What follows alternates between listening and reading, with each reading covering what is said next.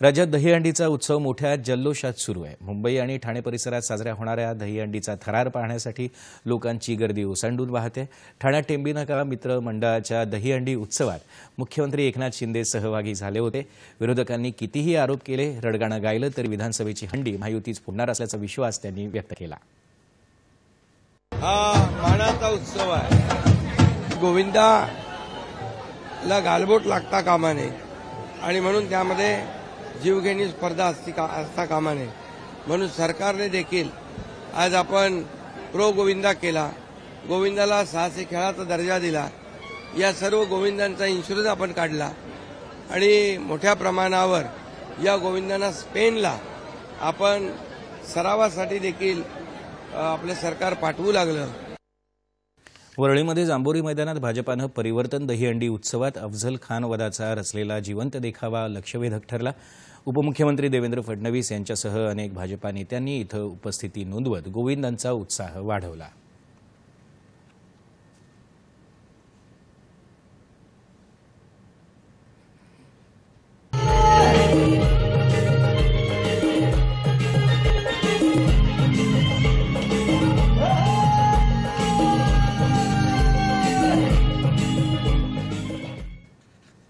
घाटकोपरमध्ये आमदार राम कदम यांनी आयोजित केलेल्या दहीकाला उत्सवात अंध मुलांची दहीहंडी आकर्षणाचं केंद्र ठरली।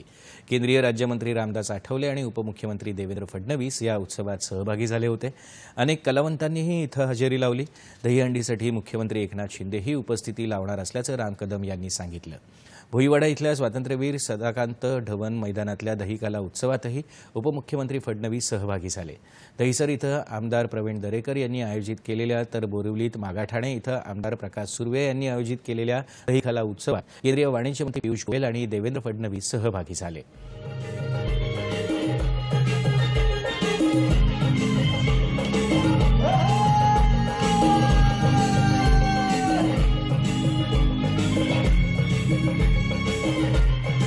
अतिशय उत्तम अशी सुरुवात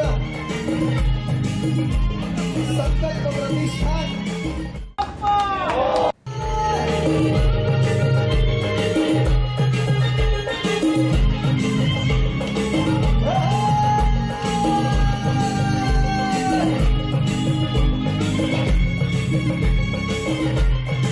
अतिशय उत्तम अशी सुरुवात संकल्प प्रतिष्ठान ठाण्यात शिवाजी पाटील यांच्या स्वामी प्रतिष्ठानच्या दहीहंडीचं आयोजन आहे। ठाणे जिल्ह्यात संकल्प युवा प्रतिष्ठानचा दहीकाला उत्सव मध्यरात्रीपासूनच सुरू झाला। या दहीहंडीला अनेक मराठी कलाकारांनी उपस्थिती लावून दहीहंडीचा आनंद लुटला।